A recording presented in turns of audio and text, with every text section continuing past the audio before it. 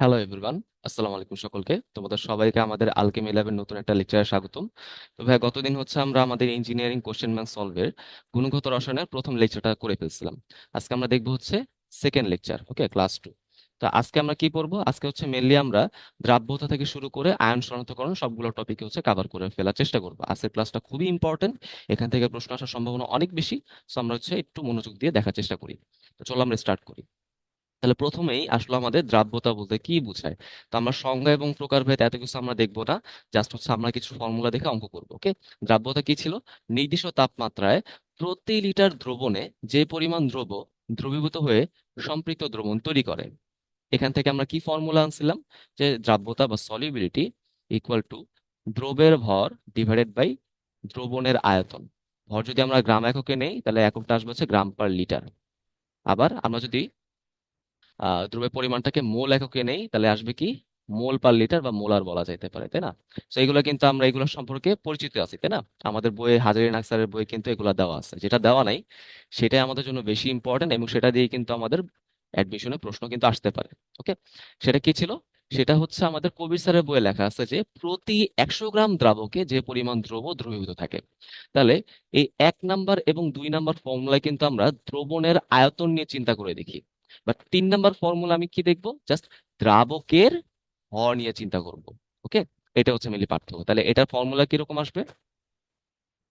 দ্রবের ভর বা দ্রবের পরিমাণ, অবশ্যই এটা গ্রাম এককে, ডিভাইডেড বাই দ্রাবকের পরিমাণ বা দ্রাবকের ভর, অবশ্যই গ্রাম এককে। যেহেতু 100 গ্রামের হিসাব, so আমরা 100 দিয়ে গুণ করে দিচ্ছি। তাহলে খেয়াল করে দেখো ভাইয়া, গ্রাম গ্রাম কাটাকাটি গেলে এটা কিন্তু কোনো একক থাকে না, ওকে। তাহলে আমরা যখনই দেখবো প্রশ্নের মধ্যে বলা আছে এইটার দ্রাব্যতা এত, ওইটা দ্রাব্যতা একক, সাথে কোনো একক নাই, তাহলে বুঝতেই হবে আমাকে সেটা 3 নাম্বার মেথডে করতে হবে, ওকে। তো আশা করি ভাই জিনিসগুলো তোমরা বুঝতে পারছো। আচ্ছা, চলো আমরা কিছু অঙ্ক দেখি, অঙ্ক দেখলে তুমি ক্লিয়ার হইতে পারবা। হ্যাঁ, ঠিক আছে, চলো এবার আসো। এখানে দেখো প্রথম প্রশ্নটা কি বলা হয়েছে, যে 40 ডিগ্রি সেলসিয়াস তাপমাত্রায় কোনো দ্রবের দ্রাব্যতা হচ্ছে 80। দেখো কোনো একক নাই, মানে এটা কিন্তু আমাদের দ্রব্য বাই দ্রাবক ওই ফর্মুলায় চলে গেল। এটার 1 কেজি সম্পৃক্ত দ্রবণ তৈরিতে কত গ্রাম দ্রব্য লাগবে, কত গ্রাম দ্রাবক লাগবে, এই হিসাবটা আমাদের করতে হবে। তাহলে এটা আমরা কিভাবে করতে পারি ভাই, একটু খেয়াল করি। যে এই যে দ্রাব্যতা 80, এটা দিয়ে কি বোঝাচ্ছে বলো তো? এটা দিয়ে আমরা কি কি বুঝতে পারি? আমরা বুঝতে পারি এখানে দ্রাবকের মানটা হচ্ছে দ্রাবকের ভর 100 গ্রাম এবং দ্রবের ভর 80 গ্রাম। অর্থাৎ দ্রাবক যখন 100 গ্রাম হবে, দ্রব তখন 80 গ্রাম হবে। তুমি যদি যোগ করে দাও তাহলে কি পাবা? দ্রবণ পেয়ে যাবা, তাই না? তাহলে এখানে কিন্তু দ্রবণের ভর 180 গ্রাম, ওকে। এটা হচ্ছে আমাদের বিষয়টা। এবার বাকি হিসাব খুবই ইজি। তুমি এখন কি করবো? ঐকিক নিয়মে হিসাব করে দাও, তাহলে তোমার কাজ হয়ে যাবে। তাহলে তুমি এখন কি বলতে পারো, যে এখান থেকে বলা যায় যে 180 গ্রাম দ্রবণে দ্রব আছে, তাই না? তুমি দ্রব বা দ্রাবক যে কোনো একটা নিয়ে চিন্তা করতে পারো, সমস্যা নাই। পরে বিয়োগ করে দিলে অন্যটা বের হয়ে যাবে। এটা কত আসে? 80 গ্রাম, তাই না? তাহলে একের জন্য কত, আর 1 কেজি বা 1000 গ্রামের জন্য কত আসবে, ওকে। সুন্দর মতো এটা কিন্তু ঐকিক নিয়মের অঙ্ক। সো 80 × 1000 ডিভাইডেড বাই 180, ওকে। এত গ্রাম আসে। তাহলে এটা আসে কত? আমরা যদি হিসাব করে ফেলি, এটা আসে হচ্ছে 444.44 গ্রাম। তাহলে আমাকে বলো তো ভাই, এখানে দ্রাবক তাহলে কতটুকু আসবে? পুরো দ্রবণ থেকে আমি যদি দ্রবকে বাদ দিয়ে দিই, তাই তো, রাইট? তাহলে ওটা দ্রবণ ছিল হচ্ছে 1000 গ্রাম বা 1 কেজি, আর এটা হচ্ছে 444.44 গ্রাম। তাহলে এটা হচ্ছে 555.56 গ্রাম, ওকে। ক্লিয়ার বিষয়টা? আশা করি তোমরা ভাই জিনিসটা বুঝতে পারছো। এটাই আমাদের উত্তর, ঠিক আছে। তাহলে আমরা দ্রবের ভরও বের করলাম, দ্রাবকের ভরও বের করলাম। চলো তাহলে আমরা আগাই। আচ্ছা, পরের প্রশ্নটা দেখো, এইগুলো আমাদের এক্সামের জন্য খুবই ইম্পর্টেন্ট। এগুলো আমাদের বুঝতে একটু কষ্ট হয়, আমি একটু ইজি ভাষায় তোমাদেরকে বোঝাই দিব। দেখো, 30 এবং 55 ডিগ্রি সেলসিয়াস তাপমাত্রায় দ্রাব্যতা যথাক্রমে 50 এবং 90, কোনো একক নাই, মানে আমাদের দ্রব্য বাই দ্রাবক ওই ফর্মুলা যাইতে হবে। এখন এই দ্রবণে আমি 50 গ্রাম নমুনা নিলাম, সেটাকে 30 থেকে আমি 55-তে বাড়ায় ফেললাম, তাহলে কি, মানে উন্নীত করলাম, গরম করে ফেললাম। তাহলে কি বলছে, যে দ্রবণটা সম্পৃক্ত করতে আর কত গ্রাম অতিরিক্ত দ্রব্যের প্রয়োজন। তাহলে খেয়াল করে দেখো, যদি আগে আমাদের 50 হয়, পরে যদি 90 হয়, তাহলে কি হলো? 40 এক্সট্রা চলে আসলো না? তার মানে দ্রবণটা কিন্তু এক্সপ্যান্ড করলো, ঠিক আছে? দ্রবণটা সম্পৃক্ত থেকে অসম্পৃক্ত হয়ে গেল। সেটাকে যদি আমরা পুনরায় সম্পৃক্ত করতে চাই, তাকে সেটার মধ্যে এক্সট্রা পরিমাণ দ্রব্য আমাকে অ্যাড করতে হবে। বুঝতে পারলাম কি? তাহলে খুব ছোট্ট করে মনে রাখবা, যদি দ্রাব্যতার মানটা হচ্ছে তাপমাত্রার সাথে সাথে বেড়ে যায়, তখন তাপমাত্রা বাড়ালে বা এটাকে হিট দিলে তার দ্রাব্যতা বেড়ে যাবে, তাই না? এরকমই তো বিষয়টা। তার মানে দ্রবণটা সম্পৃক্ত থেকে অসম্পৃক্ত হয়ে যাবে। সেটাকে পুনরায় সম্পৃক্ত করতে গেলে আমাকে কি করতে হবে? এক্সট্রা করে দ্রব্য অ্যাড করতে হবে। বুঝছো? এক্সট্রা করে দ্রব্য অ্যাড করতে হবে। এখানে সেই দ্রব্যের পরিমাণে আমাকে বের করতে বলা হয়েছে। এবার দেখি আমরা কিভাবে করতে পারি। স্টেপগুলো খুব ভালো মতো খেয়াল করি। তাহলে প্রথমে আমরা কি করব? প্রথম যেই তাপমাত্রা আমাদের ছিল সেটা হচ্ছে 30°C। সেই তাপমাত্রা দ্রাব্যতা নিয়ে হচ্ছে আমরা কাজ করব। সেই তাপমাত্রা আমাদের দ্রাব্যতা কত? 50, রাইট? তাহলে এখান থেকে আমরা কি বলতে পারি? এখান থেকে আমরা বলতে পারি হচ্ছে দ্রব 50, দ্রাবক 100 এবং দ্রবণ হচ্ছে 150, তাই না? বলা যায় না? এগুলো তো আমরা আগেই দেখে ফেলছি। দ্রব 50, তাহলে এখান থেকে ইনফরমেশন গুলো আমি একদম একসাথে লিখে ফেলি। তাহলে দ্রব হচ্ছে 50 গ্রাম, দ্রাবক হচ্ছে 100 গ্রাম ডেফিনেশন অনুযায়ী। তাহলে তুমি যোগ করে দিলে দ্রবণ কতটুকু পাবা? 150 গ্রাম। খুব ইজি। এখন তুমি আসো আবার ঐকিক নিয়ম। তাহলে 150 গ্রাম দ্রবণে দ্রব আছে কতটুকু? দেখো, 50 গ্রাম। তাহলে একের জন্য কত? আর প্রশ্ন তো বলছে ভাই 50 গ্রাম দ্রবণ আমি নিলাম, তাহলে 50-এর জন্য কত? রাইট? আচ্ছা, তাহলে 50 গ্রাম দ্রবণে দ্রব আছে, 50 × 50/150। ওকে, এটা করলে আমাদের কাজ হয়ে যাচ্ছে। সেই মানটা আসে হচ্ছে উম এটা আসে যে 16.67। ওকে, আমরা একটু হিসাব করলাম, 16.67 গ্রাম। ওকে, বুঝতে পারলাম। তাহলে এখন আমাকে একটু বলো তো, এখানে তো এখান থেকে কি তুমি দ্রাবক বের করতে পারবে কিনা? অবশ্যই বের করা সম্ভব। তুমি টোটাল দ্রবণের পরিমাণ থেকে দ্রবের পরিমাণটাকে বিয়োগ করে দাও, তাই না? আচ্ছা, এটা করলে কত আসবে? 33.33 গ্রাম। এখন দ্বিতীয় যে তাপমাত্রাটা আছে, 55°C, এখান থেকে আমরা যদি হিসাব করতে চাই, অবশ্যই প্রথম ক্ষেত্রে আমরা দ্রাবক নিয়ে হিসাব করব। এটা কিন্তু অনেক বোঝা অনেক বেশি ইম্পর্টেন্ট। আমি প্রথম ক্ষেত্রে কি করলাম? প্রথমে আমার যে তাপমাত্রা ছিল সেটা ব্যবহার করে, সেটা দ্রাব্যতার মানটা ব্যবহার করে আমরা দ্রব এবং দ্রাবক দুটা পরিমাণে বের করছি। দ্বিতীয় ক্ষেত্রে যে তাপমাত্রাটা আছে, সেখানে যে দ্রাব্যতা, সেইটার সাথে আমরা মেনলি এই দ্রাবকের পরিমাণটা ব্যবহার করব। ব্যবহার করে আমরা এইখানে দ্রবের পরিমাণটা বের করব। তাহলে প্রথম ক্ষেত্রে দ্রবের পরিমাণ, পরের ক্ষেত্রে দ্রবের পরিমাণ, এই দুটা পার্থক্য হচ্ছে আমাদের উত্তর। বুঝতে পারলাম? তাহলে এইটা বোঝা খুবই ইম্পর্টেন্ট। আমরা প্রথম ক্ষেত্রে যে দ্রাবকের পরিমাণটা বের হয়েছে সেটা এখন ইউজ করব। ওকে, তাহলে খেয়াল করে দেখো, এটা দ্রাব্যতা যদি যদি হয় 90, তাহলে আমাকে বলো এখানে দ্রব্য কতটুকু আছে? নিশ্চয়ই 50। দ্রাবক, সরি, দ্রব্য কতটুকু আছে? নিশ্চয়ই 90, তাই না? এখানে দ্রব্য আছে হচ্ছে 90 গ্রাম, দ্রাবক আছে হচ্ছে আমাদের বাই ডেফিনেশন 100 গ্রাম। তাহলে আমাদের দ্রবণ কতটুকু হবে? 190। যদি এটা আমাদের এখন অঙ্কে লাগবে না খুব একটা, জাস্ট তোমাকে আমি দেখায় রাখলাম, হ্যাঁ, যাতে তোমরা ভালো মতো বুঝতে পারো। তাহলে এখন যেহেতু আমরা শুধুমাত্র দ্রাবক নিয়ে ক্যালকুলেট করব, তাহলে আমাদের কিন্তু এই মানটাই আমাদের কনসার্নের বিষয়। তাহলে বলবা এই তাপমাত্রায় দ্রাবক যদি হয় 100 গ্রাম, তাহলে 100 গ্রাম দ্রাবকে, 100 গ্রাম দ্রাবকে দ্রব্য আছে কত গ্রাম? 90 গ্রাম, তাই না? তাহলে 1 গ্রামের জন্য কত? আর প্রথম ক্ষেত্রে কিন্তু দ্রাবকের ভরটা বেশি, 33.33 গ্রাম। এটার জন্য কত? এটা করলে আমাদের কাজ হয়ে যাবে 90 × 33.33 এত গ্রাম। তাহলে এটা হচ্ছে আমাদের অন্য যে ডাব্লিউটা সেটা। ওকে, এটা করলে কত আসে? 29.997। 29.997। ওকে, তাহলে একটু প্রশ্নের মধ্যে খেয়াল করে দেখি যে আমরা কিন্তু দুইটা ডাব্লিউ পেয়ে গেছি, তাই না? তাহলে খেয়াল করে দেখো কোথায় কোথায়। একটা ডাব্লিউ হচ্ছে এখানে, এটা ধরো হচ্ছে আমাদের W1। আর এটা ধরো হচ্ছে এখানে, এটা ধরো আমাদের W2। তাহলে খেয়াল করে দেখো যে W2 কিন্তু W1 থেকে বড় হয়ে গেল।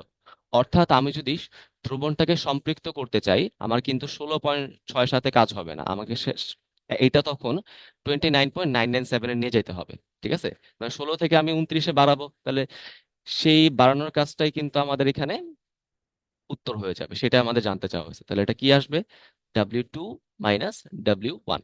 ওকে, তাহলে 29.997 মাইনাস 16.67, এটাই আমাদের উত্তর হবে। এত পরিমাণ দ্রব্য এক্সট্রা করে অ্যাড করতে হবে। তো এটা আসলে হচ্ছে আমাদের 13.33 গ্রাম। ওকে,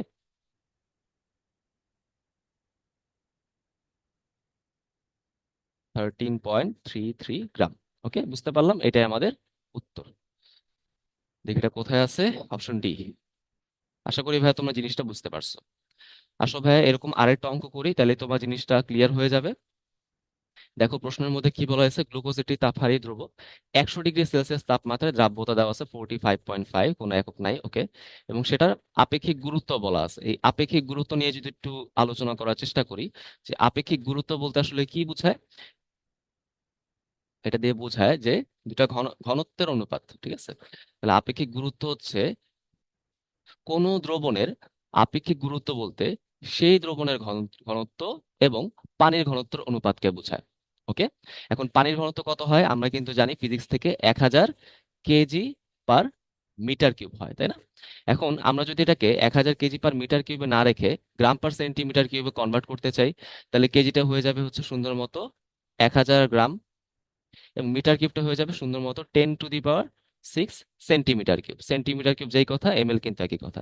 তাহলে কাটাকাটি করলে মান কত থাকে? 1 গ্রাম পার এমএল। তার মানে ভাই আমরা রো এর মানটা কত বসাবো? 1 গ্রাম পার এমএল বসাবো। তাহলে একটু খেয়াল করে দেখো, আমি যদি 1 বসাই দিই তাহলে রো ইকুয়াল টু এস হয়ে যায় না? তাহলে এখান থেকে আমরা বলতে পারি কি, রো ইকুয়াল টু এস। তার মানে, বা এস ইকুয়াল টু রো। তার মানে আমার যদি প্রশ্নের মধ্যে কোনো দ্রবণের আপেক্ষিক গুরুত্ব বলা থাকে, আমরা ধরে নিব সেইটা হচ্ছে তার ঘনত্ব গ্রাম পার মিলিলিটার এককে। একটু কি ক্লিয়ার? আশা করি ভাই তোমরা জিনিসটা বুঝতে পারছো। তাহলে এখান থেকে আমরা বলতেই পারি যে এই প্রশ্নের জন্য আমাদের আপেক্ষিক গুরুত্বটাই হচ্ছে ওই দ্রবণের ঘনত্ব। সেটা কত? 0.95। এককটা কি হবে? গ্রাম পার এমএল। ওকে, আমি আপেক্ষিক আপেক্ষিক গুরুত্বকে যদি আমরা গ্রাম পার এমএল এককে প্রকাশ করি, সেটাই তার ঘনত্ব চলে আসবে। আচ্ছা, এখন দেখো এখানে কিন্তু আমরা কি করব, আমরা কিন্তু জানি দ্রবের ভর লাগবে, তাই না? তো আমরা কি করব, rho equal to M by V, সেই ফর্মুলায় চলে যাব। সেখান থেকে আমরা কি বলতে পারি, দেখো যে rho equal to M by V, এটা কিন্তু আমাদের ফিজিক্সের ফর্মুলা। এখান থেকে আমরা খুব সুন্দরভাবে এম এর মানটা বের করে ফেলবো, রো ইন্টু ভি। ওকে, তাহলে দেখো রো এর মানটা কত? 0.95, এবং ভি এর মানটা কত? 250 এমএল, তাই না? তাহলে এটা আমাদের গ্রামে চলে আসবে। বুঝতে পারলাম। আচ্ছা, সেটা কত আসে? 237.5, 237.5 গ্রাম। ওকে, তাহলে কিন্তু আমরা মোটামুটি দ্রবণের ভরটা পেয়ে গেছি। ওকে, এটা হচ্ছে আমাদের সেই দ্রবণের ভর বা দ্রবণের পরিমাণ। ওকে, হয়ে গেল। তাহলে আমরা কিন্তু এখানে 250 নিয়ে কাজ করব না, আমাদের হচ্ছে নতুন যে মানটা বের হয়েছে এটা নিয়ে কাজ করব। আচ্ছা, পরে কি বলা হয়েছে, আমি এটাকে 100 থেকে 10-এ শীতল করলাম। খেয়াল করে দেখো, যখন আমরা গরম করি 30 থেকে 55, তখন কিন্তু আমাদের দ্রবণে এক্সট্রা করে দ্রব্য অ্যাড করতে হয় সম্পৃক্ত করার জন্য। আবার যখন আমরা দ্রবণটাকে ঠান্ডা করি, তখন কিন্তু আমাদের কি হয়ে যাবে, অদক্ষেপ বা তলানি পড়া শুরু করে যায়। ওকে, এরকম বিষয়টা বুঝতে পারলাম। তাহলে বুঝতে পারতেছি এখানে কিন্তু দ্রাব্যতার মানটা হ্রাস পাবে। তাহলে দ্রাব্যতা বৃদ্ধি পেলে আমাদের দ্রব্য অ্যাড করা লাগে, দ্রাব্যতা হ্রাস পেলে কিন্তু আমাদের অদক্ষেপ বা তলানি পড়ে। বুঝতে পারলাম, যেমন এখানে বলা আছে দেখো, আমাদের 11.5 গ্রাম গ্লুকোজ কিন্তু অদক্ষিপ্ত হয়। বলছে কম তাপমাত্রায় আমাদের দ্রাব্যতাটা কত। আমরা ধরে নিলাম কম তাপমাত্রায় দ্রাব্যতাটা হচ্ছে এক্স। ওকে, এই মানটা হচ্ছে সেটোসে, এটা আমরা ধরলাম এক্স। এই এক্স এর মানে হচ্ছে আমরা বের করব। ঠিক আছে, ওকে। আচ্ছা, সমস্যা নেই।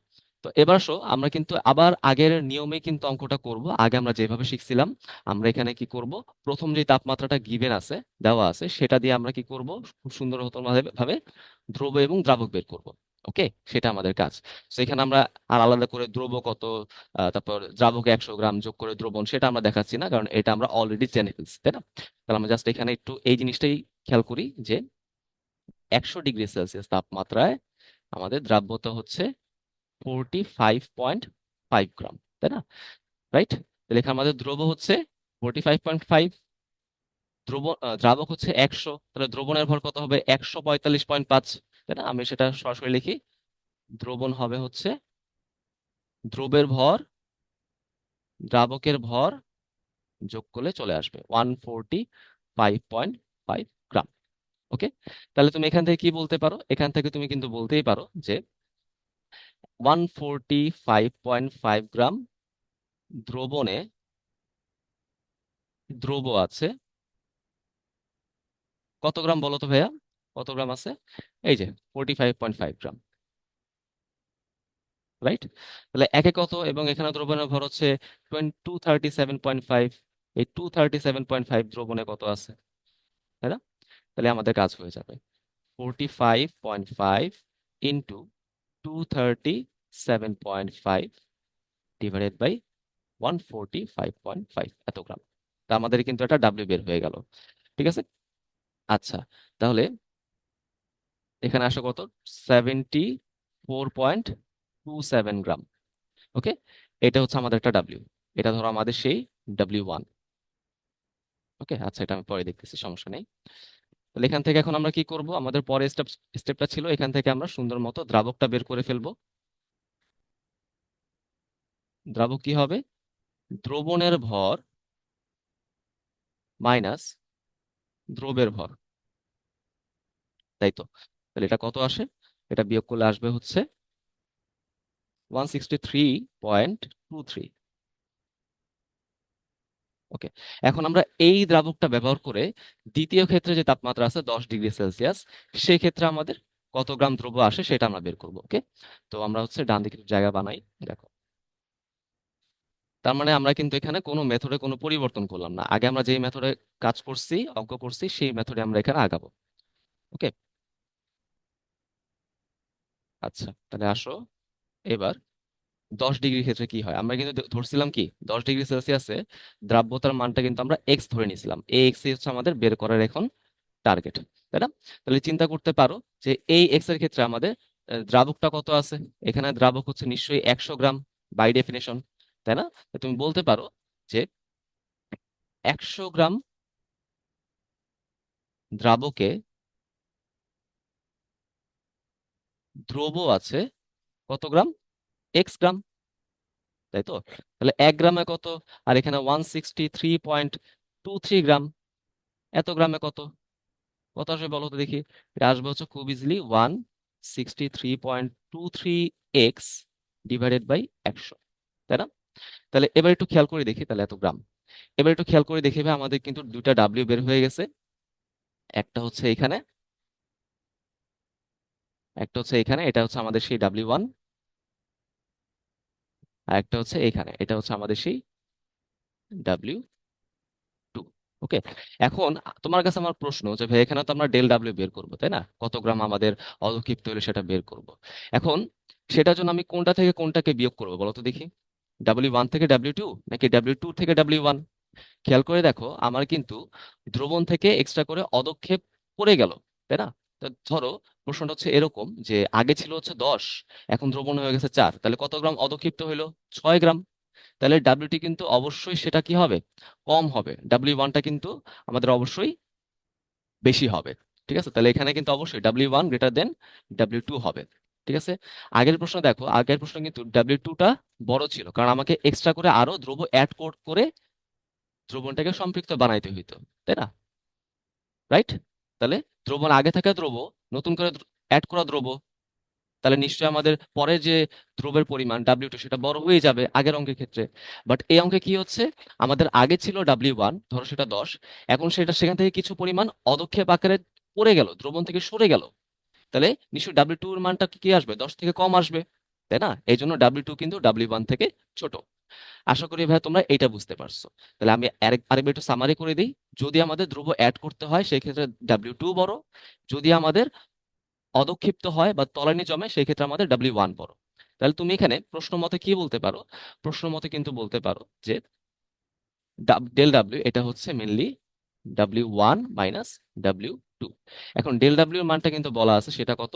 11.5 গ্রাম। ওকে, 11.5 গ্রাম।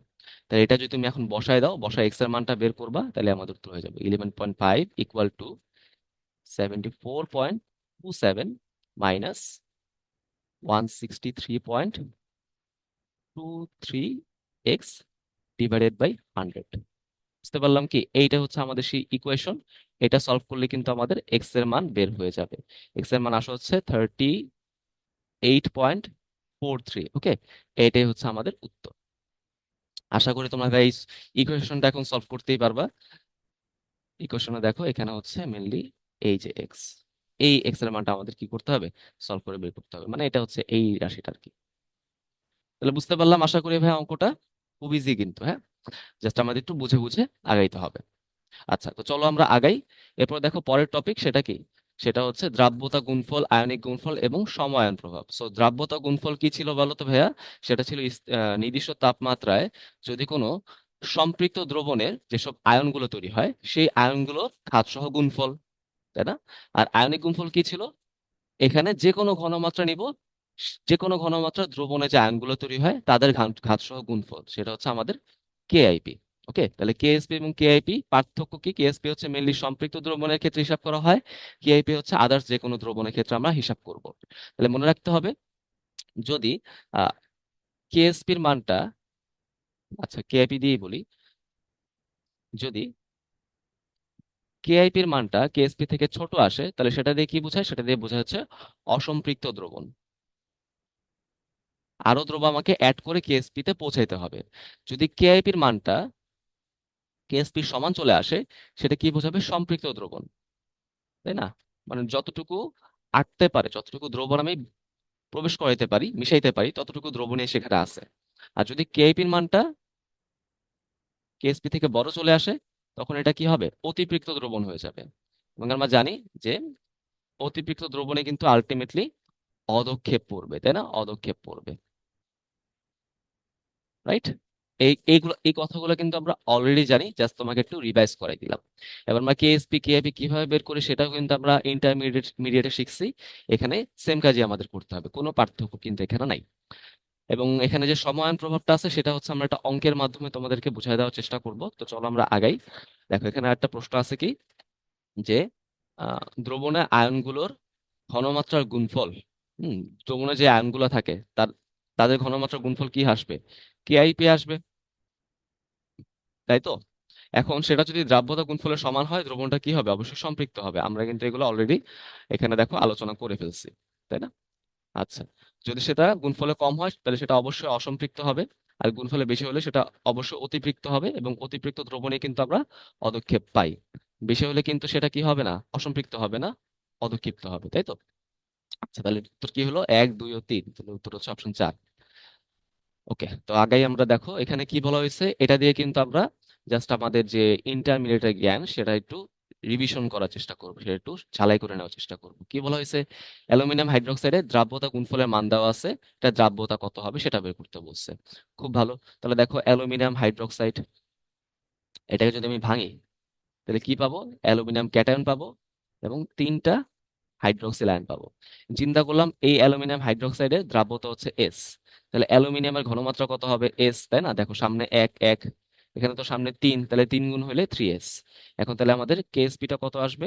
কেএসপিটা আসবে হচ্ছে যে আয়নগুলো তৈরি হলো, সেই আয়নগুলোর মোলার ঘনমাত্রার ঘাত সহ গুণফল। ঘাতটা কি হবে? সামনে যত সহগ, মাথায় তত পাওয়ার, হ্যাঁ, এটা। তাহলে আমাদের এখন একটু খেয়াল করে দেখি যে এটা হচ্ছে এস আর এটা হচ্ছে 3s, বাট মাথায় তো 3 আছে। তাহলে এটা কত আসলো আলটিমেটলি? 27s⁴। ওকে, তাহলে কেএসপির মান এরকম আসলো। এখন কেএসপির মান কিন্তু প্রশ্নে বলাই আছে, সেটা কত? 3.7 ইন্টু 10⁻⁻15। এখান থেকে আমরা খুব সুন্দর মতো এস এর মানটা ক্যালকুলেট করে নিব। আচ্ছা, এস এর মানটা কত আসবে? যে ফোর্থ রুট, হ্যাঁ, এটা কিন্তু ফোর্থ রুট, ক্যালকুলেটারে বসানো যায়, তোমরা এসব পারো আসলে। 3.7 ইন্টু 10⁻⁻15 ডিভাইডেড বাই 27। ওকে, তাহলে এটা করলে আমাদের উত্তর কিসে চলে আসবে বলতো দেখি? মোল পার লিটারে চলে আসবে, যেহেতু মোলার ঘনমাত্রা আমরা হিসাব করতেছিলাম, সো মোল পার লিটার। আচ্ছা, সো এই মানটা আমরা যদি হিসাব করি, তাহলে কত চলে আসে? 1.08 ইন্টু 10⁻⁻4, 1.08 ইন্টু 10⁻⁻4 এত মোল পার লিটার। তাহলে এইটাই হচ্ছে আমাদের সেই উত্তর। তাহলে এটা হচ্ছে অপশন এ। না, সরি সরি সরি সরি, দেখছো, এরকম ভুল করা যাবে না। ওকে, তুমি কিন্তু এই যে 1.08 দেখে অপশন এ দাগাই দিলা, এখানে তোমার মার্কটা কাটা যাবে, কারণ মাথায় কিন্তু -4, তার মানে উত্তর হচ্ছে অপশন সি। ওকে, এই ধরনের সিলি মিস্টেকের জন্যই কিন্তু সিরিয়াল অনেক পিছায় যায়। ওকে, আচ্ছা, তো আগে হচ্ছে আমরা পরবর্তীতে কি বলা হয়েছে যে সলিবিলিটি বা আমাদের দ্রাব্যতাটা কাউন্ট করতে হবে নিকেল কার্বনেটের ক্ষেত্রে। অবশ্যই এটা গ্রাম পার লিটার এককে মেজার করতে হবে। তার মানে খেয়াল করে দেখো, আমাদের সলিবিলিটিটা কিন্তু আমাদের কিসে কিসে আসে, মোল পার লিটার এককে আসে বাই ডেফিনেশন। আমি যদি মোল পার লিটার থেকে গ্রাম পার লিটারে যাইতে চাই, আমাকে কি করতে হবে বলো তো দেখি। আমাদের হচ্ছে এই ফর্মুলাটার হেল্প নিতে হবে, যে এন ইকুয়াল টু W/M। তাহলে চিন্তা করে দেখো, এনটা হচ্ছে আমাদের মোল এবং ডাব্লিউ হচ্ছে আমাদের গ্রাম। তা আমি যদি মোল পার লিটার থেকে গ্রাম পার লিটার যাইতে চাই, তাহলে কি করতে হবে বুঝতেই পারতেছি। আমাদের এই মোল সংখ্যাকে খুব সুন্দর মতো ভাবে, বা মোল পার লিটার এককে খুব সুন্দর মতো ভাবে মোলার ভর দিয়ে গুণ করে দিতে হবে। সেই মোলার ভর কিন্তু প্রশ্নের মধ্যে লেখাই আছে 118.7। এই মানটা দিয়ে গুণ করলে কিন্তু আমাদের কাজ হয়ে যাবে। ওকে, গ্রাম পার লিটার এককে আমি পেয়ে যাব। তোমরা কি জিনিসটা বুঝতে পারছো? এটা অনেকের তোমাদের একটু কনফিউশন থাকে ভাই, কিভাবে কি করব। মোল, গ্রাম থেকে মোলের কনভার্সন যেরকম, বা মোল থেকে গ্রামে কনভার্সন যেরকম, মোল পার লিটার থেকে গ্রাম পার লিটারে কনভার্সন একই রকম। ওকে, যাই হোক। এবার দেখো এখানে কি বলা হয়েছে, আমাদের কেএসপির মানটা বলা আছে, আমি জাস্ট এখান থেকে এস বের করব, দেন হচ্ছে এই কনভার্সনটা করব। তাহলে খেয়াল করে দেখো, নিকেল কার্বনেট কিভাবে ভাঙে। নিকেল 2+, নিকেল 2+, এবং হচ্ছে কার্বনেট 2-। তাহলে এটা এস হইলে দেখো সব কিন্তু একই আছে, সো এস ইন্টু এস। আমি যদি এখন কেএসপি বের করতে চাই, কেএসপি কত আসবে, নিকেল ইন্টু কার্বনেট। অবশ্যই কিন্তু এগুলো কি থাকবে, মোলার ঘনমাত্রা অবস্থা থাকবে। আচ্ছা, তাহলে S into S, S into S কত আসলো, এটা S², তাই না? এখন খেয়াল করে দেখো, আমি কিন্তু কেএসপির মান জানি, প্রশ্নের মধ্যে বলা আছে 1.4 10⁻⁻7। এই দেখো মানটা, এই মানটা যদি এখানে বসাই দিই, আমি এস এর মানটা বের করতে পারবো। এখান থেকে এস কি আসবে, স্কোয়ার রুট করে দাও, 1.4 ইন্টু 10⁻⁻7। ওকে, এটা কিন্তু অবশ্যই কি আসবে, মোল পার লিটারে আসবে, এটা কিন্তু ভুল করা যাবে না। বুঝতে পারছি, মোল পার লিটারে আসবে। আচ্ছা, তাহলে এবার আসো, এই মানটা কত আসে আমরা একটু ক্যালকুলেট করি।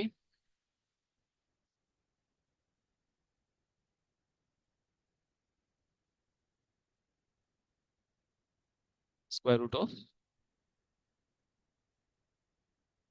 স্কোয়ার রুট অফ ওয়ান 1.4 10⁻⁻7, সেটা আসলো হচ্ছে 3.74, 3.74 ইন্টু 10⁻⁻4। ওকে, এখন আমরা কি করব, গ্রাম পার লিটার এককে যাব। সো আমাদের এখান থেকে তুমি বলতে পারবা যে আসলে দ্রাব্যতাটা হবে গ্রাম পার লিটারে কত। জাস্ট এই মানটাকে আমরা সুন্দর মতো ভাবে মোলার ভর দিয়ে গুণ করে দিব, এখানে যেরকম আমি দেখাইছিলাম আর কি। সো 3.74 ইন্টু 10⁻⁻4, এটাকে আমরা মোলার ভর কত ছিল, 118.7, সেটা দিয়ে আমরা গুণ করে দিব। তাহলে আমাদের এটা গ্রাম পার লিটারে চলে আসবে। বুঝতে পারলাম? আচ্ছা, তাহলে এটা কত আসে, 0.044। ওকে ভাইয়া, বুঝতে পারছি। আচ্ছা, তাহলে উত্তর হচ্ছে অপশন সি, তাই তো? আচ্ছা, তো চলো আমরা আগাই। এরপর দেখো এই প্রশ্নটা কি বলা হয়েছে, যে আহ, দ্রবণের মধ্যে আমাদের ফ্লোরাইড আয়নের ঘনমাত্রা বলা আছে। স্যাচুরেটেড অ্যাকুয়াস সলিউশন মানে কি, সম্পৃক্ত জলীয় দ্রবণ। সেটা মান কত বলা, 6.55 10⁻³ এত গ্রাম পার লিটার। হ্যাঁ, খুব ভালো মতো মনে রাখবা, গ্রাম পার লিটারে দেওয়া, আমাকে যদি কেএসপি দিয়ে হিসাব করতে হয় মোল পার লিটারে নিয়ে যেতে হবে। এখন হচ্ছে আমাদের এটার সলিবিলিটি প্রোডাক্ট বা কেএসপির মানটা জানতে চাওয়া হয়েছে, সেটা কত আসবে ক্যালসিয়াম ফ্লোরাইডের জন্য। ওকে, সেটা একটু দেখার চেষ্টা করি। তাহলে প্রথম হচ্ছে আমরা একটু ভাঙনটা দেখি কিভাবে সেটা ভাঙে। দেখো, ক্যালসিয়াম ফ্লোরাইড, এটা ভেঙে তৈরি করবে হচ্ছে ক্যালসিয়াম 2+ আয়ন এবং দুইটা ফ্লোরাইড আয়ন, তাই না? এরকম বিষয়টা। আচ্ছা, তাহলে এটা যদি এস হয়, এটা হবে এস এবং এটা হবে ডাবল 2s। তুমি যদি কেএসপি হিসাব করতে চাও, তাহলে ক্যালসিয়াম এবং হচ্ছে ফ্লোরাইড আয়ন, সামনে 2 আছে মানে মাথায় কত 2, so S into 2s square, এটা কত আসবে 4s কিউব, 4s কিউব। ওকে।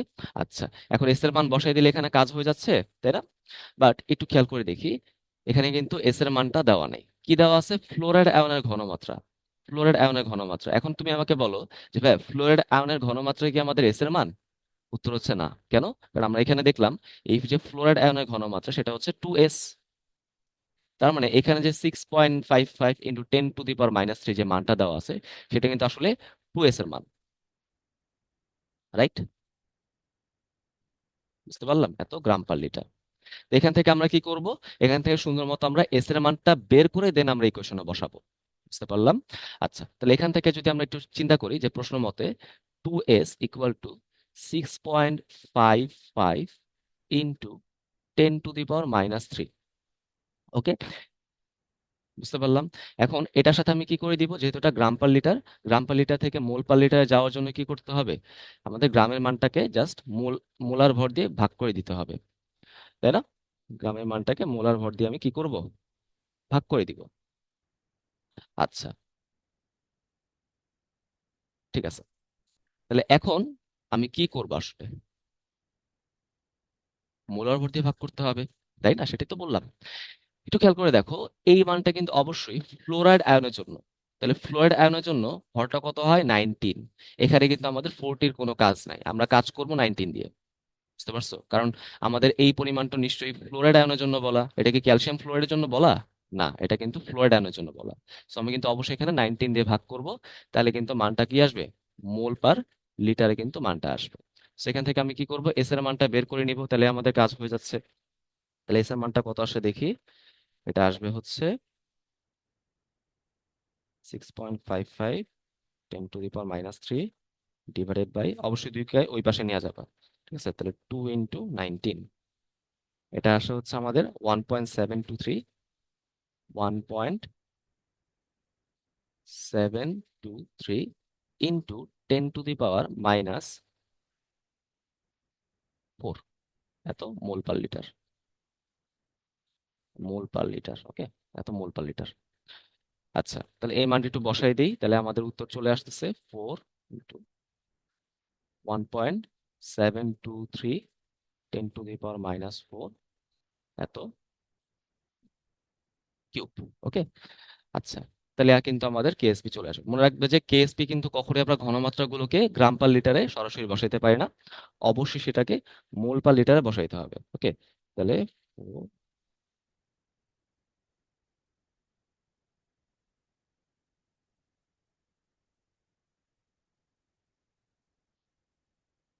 এটা কত আসবে? 2.048 × 10⁻⁻11। ওকে, তাহলে এই কেএসপির মানটা কত চলে আসলো? 2.048 × 10⁻⁻11। ওকে, এটাই আমাদের উত্তর। দেখো এটা কোথায় আছে, এটার কাছাকাছি মান হচ্ছে অপশন এ, তাই না? রাইট, রাউন্ড ফিগার করলে কিন্তু অপশন এ আসে, এটা আমাদের উত্তর। তাহলে কি ভাই জিনিসটা বুঝতে পারলাম? আশা করি ভাই তোমরা বিষয়টা বুঝতে পারছো। আচ্ছা, এবার চলো আমরা আগাই। এখানে কি বলা হয়েছে? আমাদের সম আয়ন প্রভাবের কথাটা কিন্তু বলা, না সরি এটা না, এটার পরেরটা হচ্ছে সম আয়ন প্রভাব, তাই না? হ্যাঁ, এটা হচ্ছে মেনলি ওই যে আমাদের অদক্ষেপ পড়বে কিনা, তাই না, কেএসপি কেএপি হিসাবটা, সেটা বলা আছে। দেখো প্রশ্নের মধ্যে কি বলা, যে 200 ml এই ঘনমাত্রার সিলভার নাইট্রেট দ্রবণ, তার সাথে 100 ml এই ঘনমাত্রার সোডিয়াম সালফাইড দ্রবণ আমি মিশাইলাম, এখানে কি অদক্ষেপ পড়বে কিনা আমাদের কেএসপির মানটা বলা আছে। তাহলে খেয়াল করে দেখি এখানে আসলে কোন যৌগের কেএসপির মানটা বলা। এখানে আমাদের কিন্তু একটু আইডিয়া করতে হবে। দেখো রিঅ্যাকশনটা কিরকম হয়। Silver nitrate, silver nitrate plus sodium sulphide, reaction করে তৈরি করা হচ্ছে সিলভার সালফাইড এবং সোডিয়াম নাইট্রেট। তো আমরা জানি সোডিয়াম নাইট্রেট কিন্তু একটা দ্রবীভূত লবণ, এটা কিন্তু অদক্ষেপ পড়ার কোনো চান্স নেই। চান্স কার থাকে? এইটার থাকে, তাই না? এখন আমরা এই সিলভার সালফাইডের কে আইপি বের করে দেখব, এটাকে কেএসপি থেকে বড় হয় কিনা। তার মানে এটার কেএসপি কিন্তু প্রশ্নের মধ্যে বলা এখন কিন্তু আমরা সেটা ক্লিয়ার হইতে পারলাম। ওকে। আচ্ছা, তাহলে খেয়াল করে দেখো, এই যে সিলভার আয়ন, এই সিলভার আয়নটা কোন দ্রবণ থেকে আসতেছে? প্রথম দ্রবণ থেকে, তাই না? এখানে দেখো সিলভার নাইট্রেট।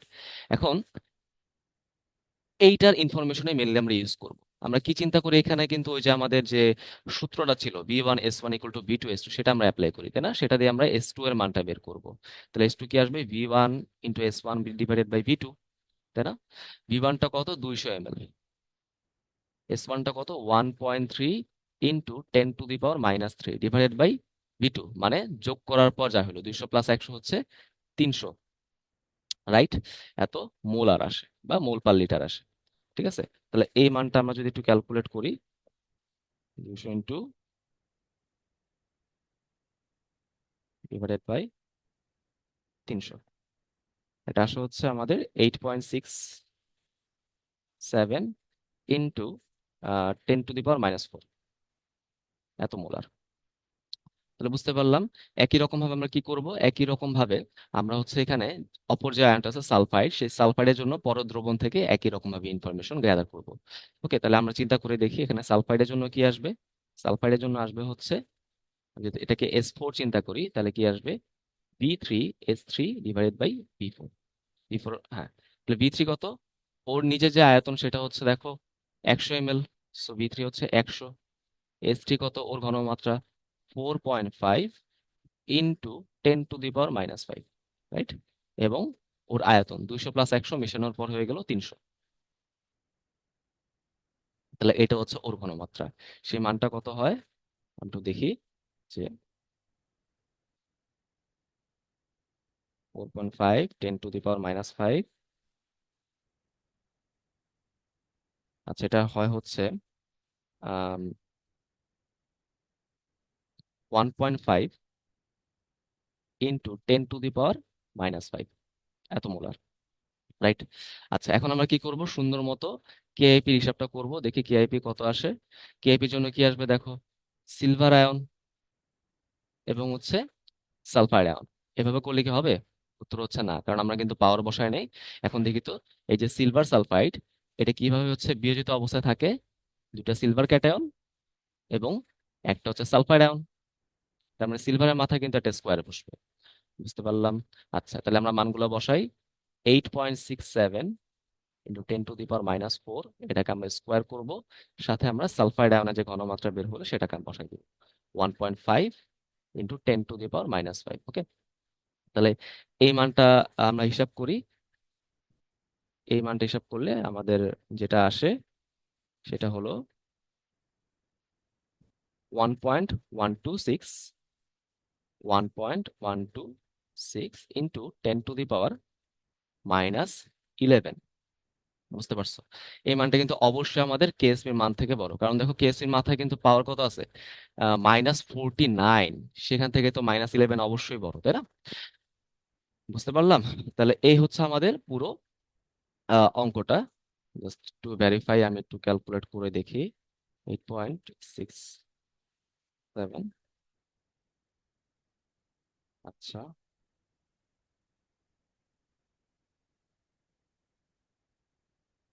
হ্যাঁ ঠিক আছে। তাহলে বুঝতে পারলাম যেহেতু আমাদের কেআইপিটা কেএসপি থেকে বড় চলে আসলো, তাহলে মানে আমি কি বুঝতে পারবো? অবশ্যই এখানে অদক্ষেপ হবে, ঠিক আছে, অদক্ষেপ পড়বে, সিলভার সালফাইডের অদক্ষেপ পড়বে। ওকে, এই হচ্ছে আমাদের অঙ্ক। এই অঙ্কটা তোমরা আগে থেকেই পারতা, জাস্ট তোমাকে একটু ভিজুয়ালাইজ করে দিলাম, একটু দেখাই দিলাম। আচ্ছা, এই ধরনের অঙ্কটা দেখো, এটা কিন্তু হচ্ছে আমাদের 24 বা 23 কারোরই হচ্ছে শর্ট সিলেবাসে ছিল না, 25-এরও নাই। তাই এই অঙ্কটা একটু কঠিন লাগতে পারে, তো আমি জাস্ট সংক্ষেপে তোমাদের থিওরিটি একটু বলে দিই, তাহলে তোমাদের জন্য বেটার হবে। খেয়াল করে দেখো, এখানে দুইটা লবণ আছে, একটা হচ্ছে সিলভার ক্লোরাইড আর একটা হচ্ছে সোডিয়াম ক্লোরাইড।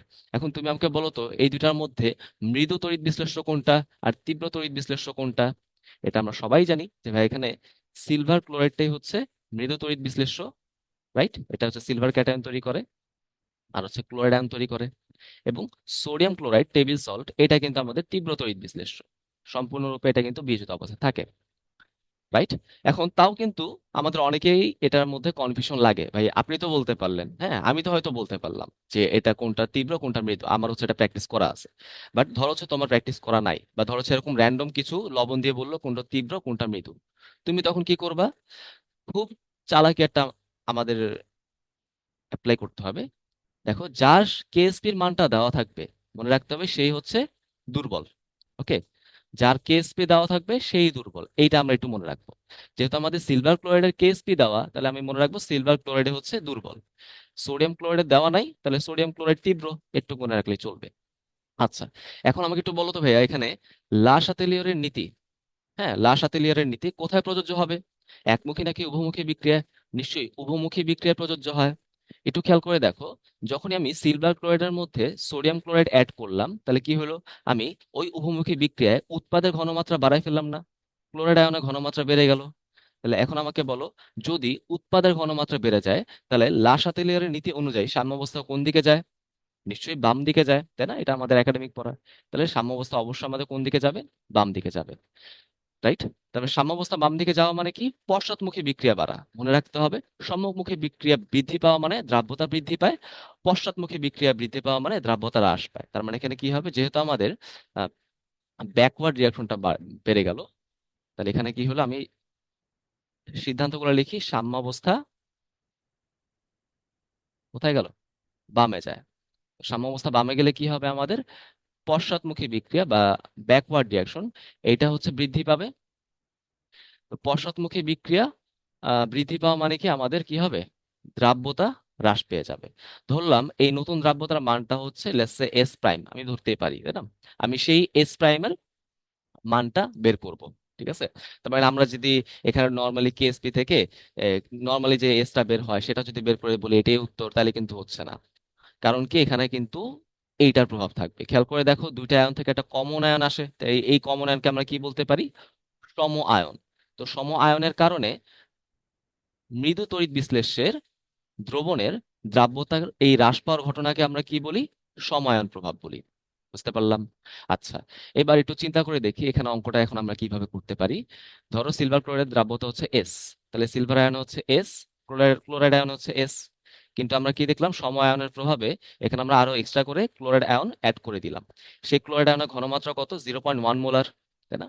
তার মানে সাম্যাবস্থায় কিন্তু এই 0.1 মোলারের পরিমাণটাও অ্যাড হয়ে যাবে, 0.1 মোলার। বুঝতে পারলাম? তাহলে এইটাই হচ্ছে আমাদের এখন ইকুয়েশন। তাহলে আমি যদি এখন কেএসপিটা হিসাব করতে চাই, তাহলে কেএসপিটা কি আসবে? সিলভার আয়ন এবং ক্লোরাইড আয়ন, তাই তো? আচ্ছা, এখন চিন্তা করে দেখো, তাহলে সিলভার আয়নের ঘনমাত্রা কত হবে? আগে তো ছিল এস, এখন সেটা চেঞ্জ হয়ে কি হয়ে গেছে? এস প্রাইম, তাই না? সেটা কিন্তু এখন এস প্রাইম হয়ে গেছে, রাইট? সেটা কিন্তু এখন কিন্তু এগুলো এস প্রাইম হয়ে গেছে। তো আমি কিন্তু এখানে অবশ্যই এস প্রাইমটা বসাবো, ইনটু আর ওইখানে কত চেঞ্জ হয়ে সেটা কত হলো? এস প্রাইম হলো, সাথে কিন্তু 0.1 অ্যাড হচ্ছিল, তাই না? সবল তড়িৎ বিশ্লেষণ থেকে। ওকে, বিষয়টা কি বুঝতে পারলাম? আশা করি ভাইয়া তোমরা এই জিনিসটা বুঝতে পারছো। এই ধরনের অঙ্ক হচ্ছে আমাদের মোটামুটি বলতে পারো যে বোর্ডের অঙ্কের মতোই, হ্যাঁ, যদিও তোমরা শর্ট সিলেবাসটা করার ফলে বোর্ডের অঙ্কটা করো নাই, যাই হোক সমস্যা নাই। তো আশা করি তোমরা এই জিনিসগুলো এখন বুঝতে পারছো। আচ্ছা, এখন একটু খেয়াল করে দেখি তো, এখানে গুণ করলে কত আসে? এস প্রাইমের square plus 0.1 into S prime. খেয়াল করে দেখো, এস তো একে একটা ছোট সংখ্যা, এস প্রাইম কিন্তু আরো ছোট সংখ্যা, তাই না? দেখো, এস প্রাইম কিন্তু এস এর তুলনায় অনেক বেশি ছোট হয়। এখন যদি আমি এস প্রাইমেরও বর্গ করি, সেটা কিন্তু এস প্রাইম থেকে অনেক ছোট হবে, তাই না? এটা এতই ছোট হয় যে সেটা কিন্তু এস প্রাইমের তুলনায় একদমই নগণ্য। ওকে, তার মানে আমি যদি চিন্তা করি একটা ইকুয়েশনের মধ্যে যদি এস প্রাইম থাকে, সেখানে বড় বড় পাওয়ার গুলো আমি ইগনোর করতে পারি, কারণ সেগুলো যোগ করা যেই কথা, যোগ না করা কিন্তু একই কথা। সো এটা কিন্তু ইগনোরেবল। ঠিক আছে, তাহলে তুমি যদি এখানে আসো, তাহলে খেয়াল করে দেখো আমাদের এস প্রাইম স্কোয়ার এটা আছে, সাথে কিন্তু 0.1 এস প্রাইম আছে। তাহলে 0.1 এস প্রাইমের তুলনায় এই এস প্রাইম স্কোয়ারটা কিন্তু অনেক বেশি নগণ্য, তাই এই মানটাকে আমরা কি ধরে নিই? মোটামুটি জিরো ধরে নিই। ওকে, এখন তুমি বলতে পারো ভাই এত ঝামেলা করার কি দরকার, আমি যদি ইকুয়েশনে বসাই দিই তাহলে তো আমাদের উত্তর চলে আসে। হ্যাঁ, তোমার কথা ঠিক আছে, ইকুয়েশনে বসাই দিলেই দ্বিঘাত সমীকরণ সলভ করে ফেললে কিন্তু উত্তর চলে আসে। বাট যখন এখানে কিন্তু পাওয়ার যদি বেশি হয়ে যায়, ধরো এখানে একটা কিউব আছে, তাহলে কিউব স্কোয়ার পাওয়ার 1 এরকম যদি হয়ে যায়, তখন আমাদের কাজটাকে ইজিয়ার করে নেওয়ার জন্য এই জিনিসটা কিন্তু বেশি হেল্পফুল হয়। এখন হয়তো খুব একটা হেল্প লাগতেছে না, বাট যদি আমাদের একাধিক পাওয়ার থাকে, ধরো আমাদের এস এস প্রাইমের টু দি পাওয়ার 4 আছে, 3 আছে, 2 আছে, 1 আছে, সেক্ষেত্রে আমরা শুধু শুধুমাত্র সবচেয়ে ছোট পাওয়ার যেটা সেটা রেখে বাকিগুলোকে ইগনোর করে ফেলবো। তাহলে এখানে খেয়াল করে দেখো এস প্রাইমে পাওয়ার আছে 1, এখানে আছে এস প্রাইমে পাওয়ার হচ্ছে 2। বড় পাওয়ার কোনটা? 2। আমি কি করব, ছোট পাওয়ার যেটা আছে সেটাকে রেখে বাকি পাওয়ার গুলোকে ইগনোর করে ফেলবো। বুঝতে পারলাম? তাহলে এখানে আলটিমেটলি কি আসে? এখানে আলটিমেটলি আসে হচ্ছে কে এসপি, যেটা মান হচ্ছে কত? 1 × 10⁻⁻10। ওকে, 10⁻⁻10ই আসবে এটা। আচ্ছা, এটা কত আসবে? 0.1 S1। ওকে, এখান থেকে আমাদের সুন্দর মতো S1টা বের করলে উত্তর চলে আসবে 0.1। এটা কত আসলো? 10⁻⁻9 এত মোলার। এটাই হচ্ছে আমাদের উত্তর। বুঝতে পারলাম? ওকে, এটাই হচ্ছে আমাদের উত্তর। এখন তোমাকে যদি বলি ভাই এটা গ্রাম পার লিটার এককে প্রকাশ করো, পারবা না? আশা করি তোমরা কিন্তু পারবা। ঠিক আছে, আচ্ছা, তাহলে এই গেল হচ্ছে আমাদের বিষয়টা। ওকে, ঠিক আছে। এবার আসো আমরা পরেরটা যাই, সেটা হচ্ছে আমাদের আয়ন শনাক্তকরণ। ঠিক আছে, এখন আয়ন শনাক্তকরণের জন্য দেখবা যে দুই ধরনের পরীক্ষা আছে। একটা হচ্ছে বুনসেন বার্নারের মাধ্যমে আমি ক্যাটায়নটাকে শনাক্তকরণ করতে পারি, সেটাকে আমরা কি বলি? শুষ্ক পরীক্ষা। ওকে, তো শুষ্ক পরীক্ষার জন্য আমাদের অবশ্যই কি লাগবে? বুনসেন বার্নার লাগবে। তোমরা কিন্তু ল্যাবে এটা অলরেডি দেখছো, তাই না? এইটার মাধ্যমে আমরা কি করি? শুষ্ক পরীক্ষার মাধ্যমে ক্যাটায়নটাকে শনাক্তকরণ করি। আর আরেকটা হচ্ছে আমাদের সিক্ত পরীক্ষা। ওকে, তো সিক্ত পরীক্ষা আমরা একটু পরে যাব। আগে আমরা শুষ্ক পরীক্ষার বিষয়টা একটু বুঝি। ধরো তোমার কাছে আমি কি দিলাম? একটা দ্রবণ দিলাম। সেই দ্রবণের মধ্যে কি আছে আমাদের? ধরো যে কোনো লবণ আছে, ধরো সেটা আছে তোমার ক্যালসিয়াম কার্বনেট। আমি তোমাকে বললাম এই যে ক্যালসিয়াম কার্বনেটের মধ্যে যে ক্যাটায়নটা আছে ক্যালসিয়াম, এটা তুমি আমাকে বের করে দাও। অথবা জিনিসটাকে আমি একটু অন্যরকম ভাবে সফিস্টিকেটেড করতে পারি। ধরো এখানে যে দ্রবণটা আছে সেটা হচ্ছে এক্স। আমি তোমাকে বললাম এই দ্রবণে যে ক্যাটায়নটা আছে, যে ক্ষারীয় মূলকটা আছে, সেটা তুমি আমাকে বের করে দেখাও। অবশ্যই মনে রাখবা ক্ষারীয় মূলক মানে কিন্তু ক্যাটায়ন, তাই না? রাইট, কারণ ক্ষার থেকে যদি আমি OH বের করে দেই, ক্যাটায়ন থাকে। তাহলে অবশ্যই মনে রাখবো, এটা আমি লিখেও দিই, ক্ষারীয় মূলক বা ক্ষারকীয় মূলক, এটা মানে হচ্ছে ক্যাটায়ন। এবং যদি আমি অম্লীয় মূলক বলি, তাহলে চিন্তা করে দেখো অম্ল কিভাবে কাজ করে? প্রোটন দেওয়ার মাধ্যমে। আমি যদি একটা যৌগ থেকে বা একটা অ্যাসিড থেকে যদি প্রোটন সরায় নেই, অ্যানায়ন থাকবে না। এজন্য অ্যানায়নটাকে আমরা কি বলি? অম্লীয় মূলক বলি। ঠিক আছে, তো ধরো হচ্ছে এখানে আমি তোমাকে নামটা বললাম না, একটা এক্স দ্রবণ, তার মধ্যে যে ক্যাটায়নটা আছে তুমি আমাকে শনাক্তকরণ করে দাও শুষ্ক পরীক্ষার মাধ্যমে। ওকে, তো ধরো তুমি হয়তো কোনোভাবে জেনে গেছো এটার মধ্যে কি আছে? Calcium carbonate. এখন তুমি কি করবা?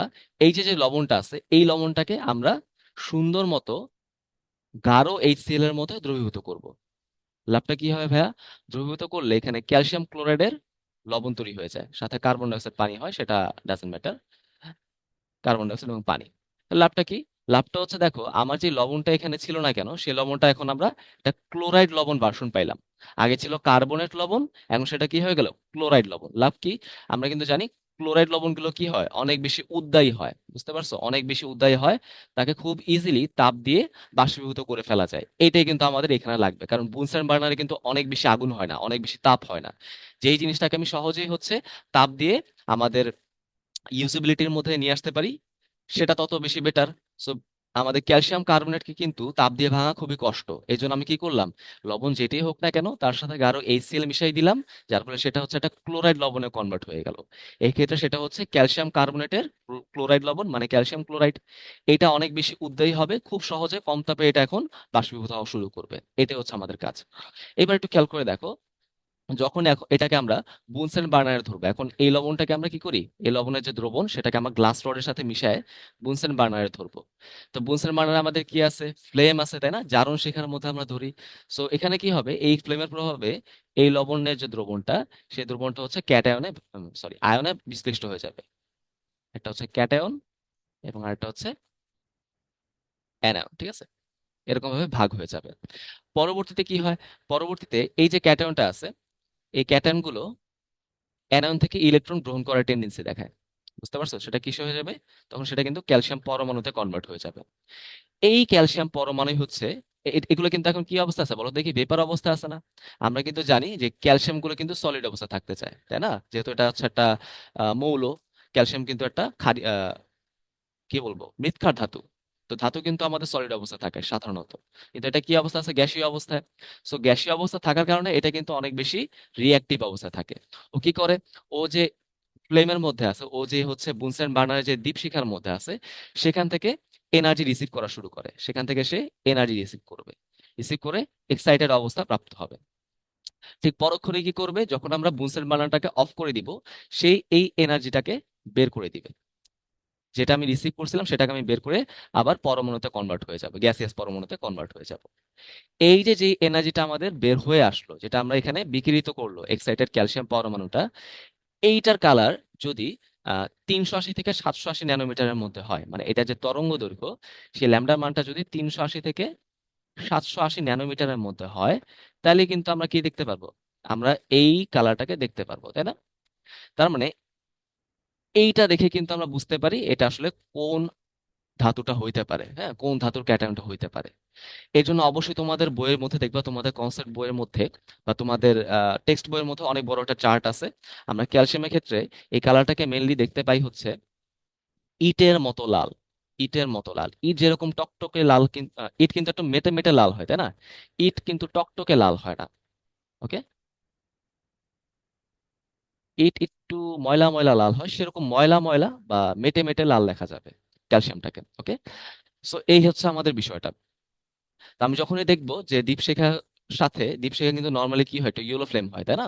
রাইট, সেটার মধ্যে যখন আমরা দেখবো যে ইটের মতো লাল কালার চলে আসছে, তাহলে আমি কি বুঝবো, এই নমুনার মধ্যে ক্যাটায়ন হিসেবে কি ছিল, ক্যালসিয়াম আয়ন ছিল, তাহলে ক্ষারীয় মূলকটা কি হবে, ক্যালসিয়াম হবে। বুঝতে পারলাম? আচ্ছা, তো ওই চারটা একটু কষ্ট করে পড়ে ফেলতে হবে, দেখবা যে ওইখান থেকে কিন্তু খুব ইজি ইজি প্রশ্ন হয়। সো সেগুলো হচ্ছে তো আসলে তোমাদের পড়ার বিষয়।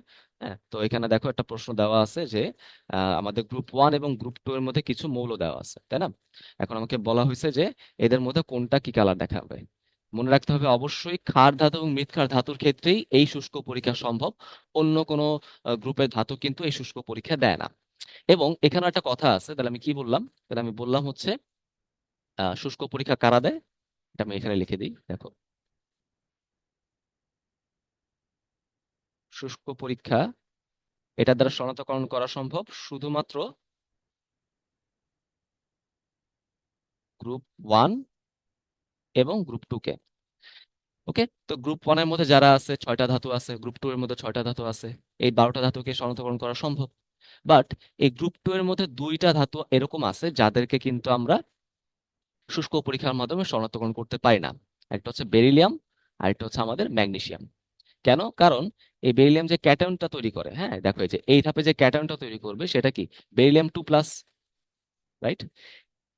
বেরিলিয়াম 2+, এই বেরিলিয়ামের 2+-এর চার্জ ডেনসিটি অনেক বেশি, এটার চার্জ ঘনত্ব অনেক বেশি হবে, অনেক বেশি হয়।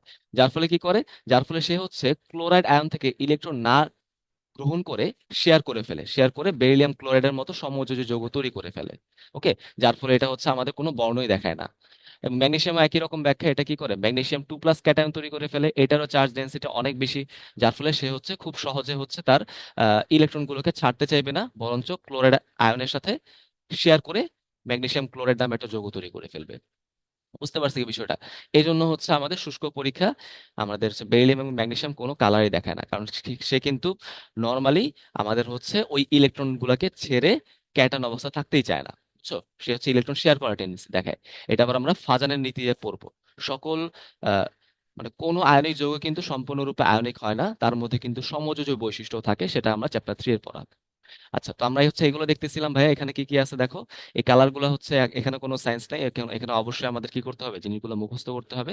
লিথিয়াম দেখা যায় হচ্ছে আমাদের ব্রাইট রেড বা উজ্জ্বল লাল। হ্যাঁ, লিথিয়াম লাল, ল ল দিয়ে মনে রাখতে পারো, উজ্জ্বল লাল।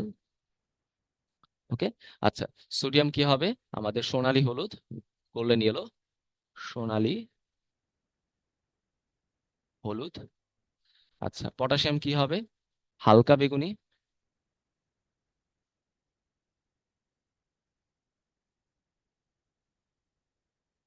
রুবিডিয়াম কি হবে? ওকে, আচ্ছা, এখানে তুমি আয়ন দিয়ে চিন্তা না করলে হয়, সমস্যা নাই। সো রুবিডিয়াম হচ্ছে আমাদের লালচে বেগুনি।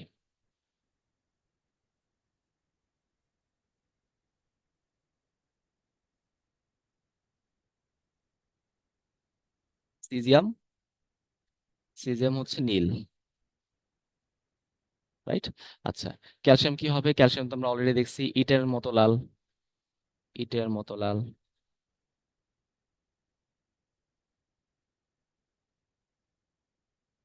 ওকে, তারপর দেখো স্ট্রনশিয়াম। স্ট্রনশিয়াম আমরা কি দেখছিলাম? এটা দেখি নাই যদিও, তোমাদের পড়তে হবে, উজ্জ্বল লাল, ঠিক আছে? উজ্জ্বল লাল। তাহলে লিথিয়াম আর স্ট্রনশিয়াম হচ্ছে একই রকম, উজ্জ্বল লাল। এটাকে আমরা ক্রিমসন রেডও বলতে পারি।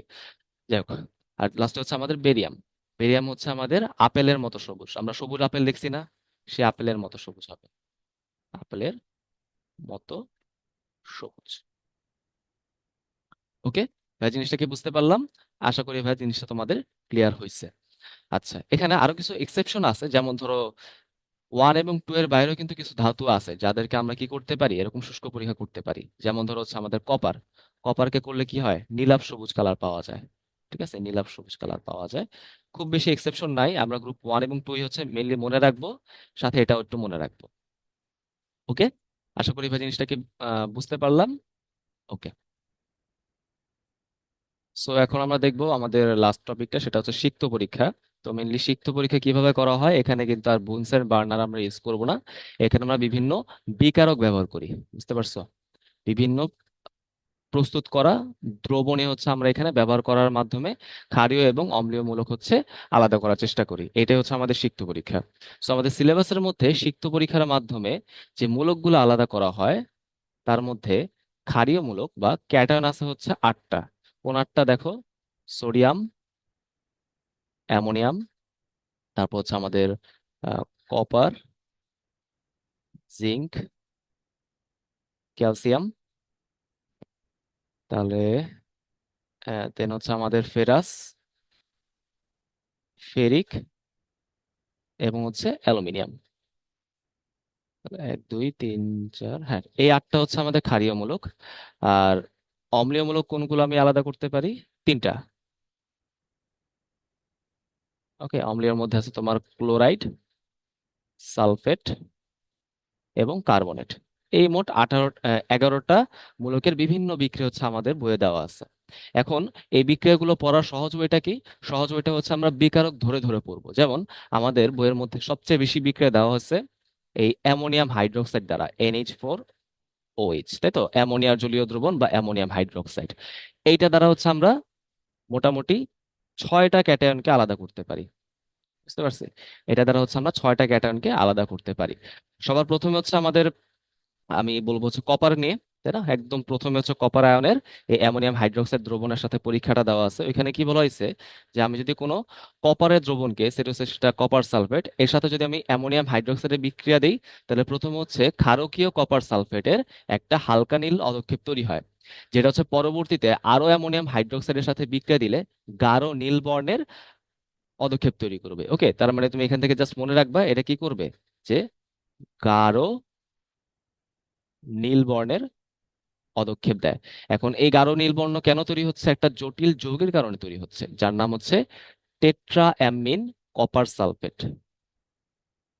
Tetra amine copper sulphate. আমরা কি কি পাবো এরপর? হচ্ছে একসাথে পড়ে ফেলবো হচ্ছে ফেরাস আয়ন এবং ফেরিক আয়ন। এদের সাথে অ্যামোনিয়াম হাইড্রোক্সাইড, এটা বিক্রিয়া করে যথাক্রমে কি তৈরি করবে? ফেরাস হাইড্রোক্সাইড, যেটা হচ্ছে সবুজ কালারের পদক্ষেপ তৈরি করবে, এবং রাইট, এবং হচ্ছে ফেরিক হাইড্রোক্সাইড, যেটা হচ্ছে বাদামি কালারের, গাঢ় বাদামি বর্ণের পদক্ষেপ তৈরি করবে। ওকে, তাহলে আশা করি ভাই বুঝলাম। এরপর হচ্ছে পরের তিনটা, এই পরের তিনটা আমাদের অনেক ভেজাল লাগে, সো আমি একটু একটু তোমাদের গুছিয়ে দেওয়ার চেষ্টা করতেছি। দেখো, এখানে আমরা 3টা আয়ন পড়বো হচ্ছে ক্যালসিয়াম, জিঙ্ক এবং অ্যালুমিনিয়াম। ওকে, ক্যালসিয়াম, জিঙ্ক এবং লাস্টে হচ্ছে অ্যালুমিনিয়াম। খেয়াল করে দেখো, এই 3টা বিক্রিয়া মেনলি অ্যামোনিয়াম হাইড্রোক্সাইডের সাথে বিক্রিয়ায় একই কালারের পদক্ষেপ তৈরি করে, বুঝতে পারলাম? যেমন ধরো ক্যালসিয়াম আয়নটা বা ক্যালসিয়ামের যে কোনো লবণ, সেটা অ্যামোনিয়াম হাইড্রোক্সাইডের সাথে বিক্রিয়ায় সাদা বর্ণের ক্যালসিয়াম হাইড্রোক্সাইডের পদক্ষেপ তৈরি করে। আবার জিঙ্ক কি করবে? এটা হচ্ছে সাদা বর্ণের একটা দুর্বল ক্ষারক জিঙ্ক হাইড্রোক্সাইড তৈরি করে। আবার অ্যালুমিনিয়াম 3+ কি করবে, এইটা হচ্ছে সাদা বর্ণের একটা ভাসমান অধক্ষেপ তৈরি করে, এখানেও আমাদের অ্যালুমিনিয়াম হাইড্রোক্সাইড যৌগটা তৈরি হয়। এখন আমি দেখো খেয়াল করে, এখানে কিন্তু আগের তিনটা বিক্রিয়ার ক্ষেত্রে তিনটা ভিন্ন ভিন্ন বর্ণের পদক্ষেপ তৈরি হয়েছে, আমি কালার দেখে বুঝতে পারতেছি কোনটা কি। বাট এখানে দেখো তিনটাই কিন্তু সাদা। তো আমি সাদা দেখে কি বুঝবো, সেটা কি ক্যালসিয়াম নাকি জিঙ্ক নাকি অ্যালুমিনিয়াম? সমস্যা। এই সমস্যাটা সলভ করার জন্য আমি এটার মধ্যে আবার কি চালনা করলাম, এটার মধ্যে একটা তীব্র ক্ষার চালনা করলাম। বুঝতে পারছো, এটার মধ্যে একটা তীব্র ক্ষার চালনা করলাম, যেটা হচ্ছে সোডিয়াম হাইড্রোক্সাইড। ওকে, সোডিয়াম হাইড্রোক্সাইড চালনা করার পর কি দেখলাম, এই যে ক্যালসিয়াম হাইড্রোক্সাইড, সেটা তো নিজে একটা তীব্র ক্ষার, সে কিন্তু ওই ক্ষারের সাথে বিক্রিয়া করে না। অর্থাৎ আমার যে অদক্ষেপ এখানে তৈরি হলো, সেটা কিন্তু এই ক্ষেত্রে দ্রবীভূত হয় না, যেরকম ছিল সেরকমই আছে। তো এরকম হলে আমি নিশ্চয়ই বুঝতে পারবো, যদি অদক্ষেপটা সোডিয়াম হাইড্রোক্সাইড যোগ করার পরও দ্রবীভূত না হয়, সেটা নিশ্চয়ই ক্যালসিয়াম হবে। বাকি দুই ক্ষেত্রে কিন্তু দ্রবীভূত হয়ে যায়, অদক্ষেপটা চলে যায়। কেন? কারণ জিঙ্ক হাইড্রোক্সাইড এই সোডিয়াম হাইড্রোক্সাইডের সাথে মিশে বিক্রিয়া করে তৈরি করবে হচ্ছে সোডিয়াম জিঙ্কেট, এবং অ্যালুমিনিয়াম হাইড্রোক্সাইড বিক্রিয়া করে তৈরি করা হচ্ছে সোডিয়াম অ্যালুমিনেট। ওকে, সোডিয়াম জিঙ্কেট, সোডিয়াম অ্যালুমিনেট, এটা কিন্তু আমাদের দ্রবণীয় আয়ন, ঠিক আছে, বা দ্রবণীয় যৌগ। রাইট। আচ্ছা, এখন বিষয় হচ্ছে তাহলে আমি এই দুটার মধ্যে কিভাবে আলাদা করতে পারি। এদের মধ্যে আলাদা করার জন্য আমি এখানে আরেকটা বিকার অ্যাড করব, সেটা হচ্ছে অ্যামোনিয়াম ক্লোরাইড। ঠিক আছে, অ্যামোনিয়াম ক্লোরাইড আবার একটা অম্লীয় লবণ, অত কিছুর মধ্যে আমরা যাচ্ছি না। কি হবে, এই অ্যামোনিয়াম ক্লোরাইড দেওয়ার পর মেনলি এই যে সোডিয়াম জিঙ্কের যেটা আছে, সেটা এর সাথে কোনো বিক্রিয়া করে না। বাট সোডিয়াম অ্যালুমিনেট যেটা তৈরি হলো, সেটা আবার বিক্রিয়া করে সোডিয়াম, সরি, অ্যালুমিনিয়াম হাইড্রোক্সাইড যৌগটা তৈরি করে। এটা কি ছিল, এটা কিন্তু একটা সাদা কালারের অদক্ষেপ ছিল। অর্থাৎ এই অ্যামোনিয়াম ক্লোরাইড যোগ করার পর জিঙ্কের ক্ষেত্রে দেখা যায় সে হচ্ছে পুনরায় অদক্ষেপ তৈরি করবে না। বাট অ্যালুমিনিয়ামের ক্ষেত্রে দেখা যায় সে হচ্ছে পুনরায় সাদা কালারের অদক্ষেপ তৈরি করবে। তার মানে যারা হচ্ছে পুনরায় অদক্ষেপ তৈরি করে না, সেটা হচ্ছে আমাদের জিঙ্ক আয়ন, তাই না? আর যেটা পুনরায় অদক্ষেপ তৈরি করবে, সেটা হচ্ছে অ্যালুমিনিয়াম আয়ন। ওকে ভাইয়া, বুঝতে পারলাম। সো তুমি যদি এই জিনিসটা একটু রিভিশন করো, দেখো আমি অ্যালুমিনিয়ামটা একবার বলে দিই। কি করলো, অদক্ষেপ তৈরি করলো, মিশে গেল, আবার অদক্ষেপ তৈরি করলো, হ্যাঁ, আসলো গেল আসলো, এটা হচ্ছে অ্যালুমিনিয়াম।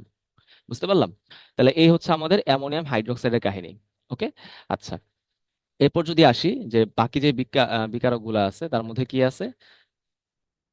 বাকিগুলো আসলে সহজ, যেমন ধরো এর মধ্যে প্রথমে হচ্ছে আমাদের আছে হচ্ছে